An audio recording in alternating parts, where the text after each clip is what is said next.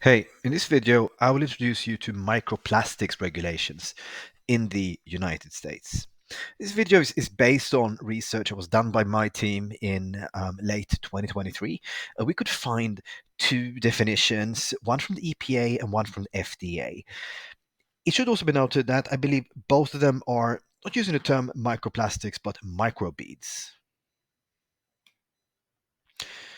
So the The most relevant regulation in existence is the Microbead-Free Waters Act of 2015. And what it does is that it amended the Federal Food, Drugs, and Cosmetics Act, which covers cosmetics. More specifically, what this amendment did was that it prohibited the manufacture and distribution of rinse-off cosmetics containing intentionally added microbeads. And they also mention that it does apply to certain over-the-counter OTC products, such as toothpastes. You can also find a definition of plastic microbeads.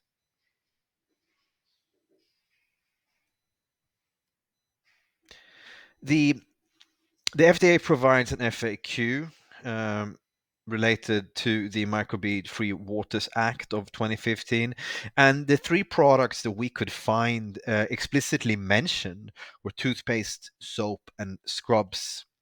Like the last one would be a good example of a rinse-off product. In any case, we're not saying that these are all the products. They do mention rinse-off products, certain types of over-the-counter products, and so on. So we have no indication that these restrictions only apply to these three items. Just to be clear. Also, a number of state regulations in place.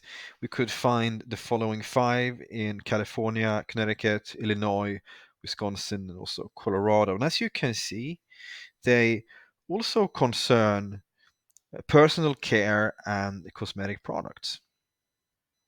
There could be other state level regulations in place, but this is what we could find anyway. So how do you know if a product or material contains microplastics? Now, as I mentioned, at least when it comes to the FDA and some of the state level regulations that I just mentioned on the previous slide, primarily or exclusively targeting intentionally added microbeads. And this is, at least in the context of cosmetics or personal care products, a matter of ensuring that you don't intentionally add these. And of course, that should be disclosed in any formulation in case you're working with a contract manufacturer. But it is, of course, absolutely critical if you're based in the US, so you're selling to the US and you're selling cosmetics and personal care products, that you absolutely certain that microbeads are not added as long as your product is covered. There may also be testing services that can detect microbeads. I'm not aware of any though. Will microplastics in other products be subject to these restrictions? Well, as I mentioned, at least what we could find was regulations that concern intentionally added microbeads in cosmetics and personal care products. That being said, microplastics can originate, if I can use that term, from other materials. It could be a matter of plastic bottles, even textiles, even garments that go into the washing machine could shed microplastics.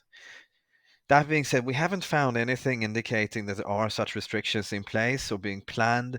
It could also be the case that that's more a matter of material physics or having some kind of very sophisticated filter more so than an outright ban. But time will tell. If you're interested in learning more about US compliance requirements, you can go to compliancegate.com and access hundreds of free guides on this and many other topics.